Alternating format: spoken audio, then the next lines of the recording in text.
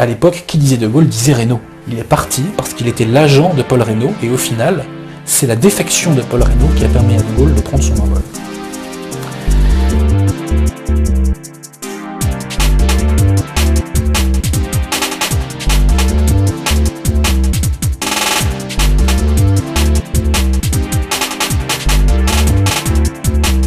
Alors donc, le 23, l'armistice avec les Allemands est conclu, et le 25, l'armistice avec les Italiens est conclu. À ce moment-là, les combats s'arrêtent définitivement.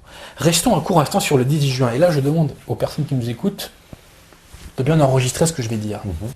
Si les Allemands n'ont pas eu la bombe atomique, c'est grâce à Pétain. Parce qu'il a envoyé l'eau lourde qui permettait de faire cette bombe atomique, il a envoyé cette eau lourde en Angleterre, puis aux États-Unis. Ouais. C'est quand même absolument capital. Que s'est-il passé le 18 juin, cette fameuse date du 18 juin qu'on ressort tout le temps? Que s'est-il passé au Conseil des ministres français, du gouvernement français? Que s'est-il passé? Il s'est passé un événement qui a changé le cours de l'histoire de l'humanité. Je tiens à préciser une chose pour bien comprendre ce que je vais dire, c'est que les premières bombes atomiques ont été réalisées à partir d'un matériel qui s'appelle l'eau lourde. L'eau lourde.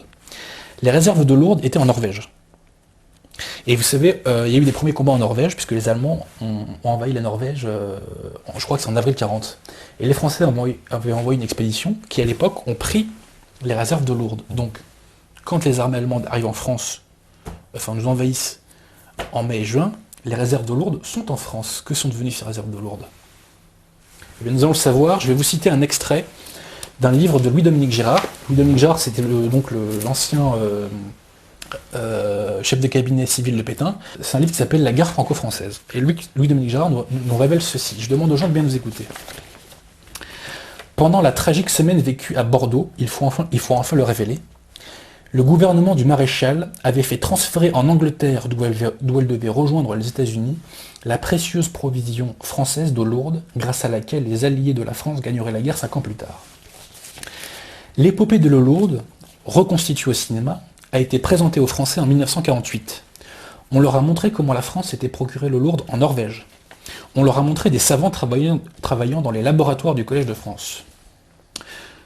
On leur a montré l'eau lourde prenant le chemin de l'Exode et trouvant asile dans la prison de Rion. On leur a dit que l'eau lourde avait passé l'océan et permis la victoire finale. Mais on n'a pas osé leur dire que le Conseil des ministres en avait délibéré le 18 juin en présence du maréchal et du général Weygand. On leur a tué que c'est M. Jean Bichelonne, fonctionnaire et futur ministre du maréchal, qui avait signé l'ordre de mission des savants chargés de transférer l'eau lourde hors de France. Personne n'a encore eu l'élémentaire dignité de dire que c'est à cause de cela que Bichelonne fut arrêté par la Wehrmacht à l'été 40, et que ce sont Pétain et Laval qui réussirent par des arguments de droit à l'extraire des geôles allemandes, où il devait retomber et succomber en 1944. Qui trompe-t-on?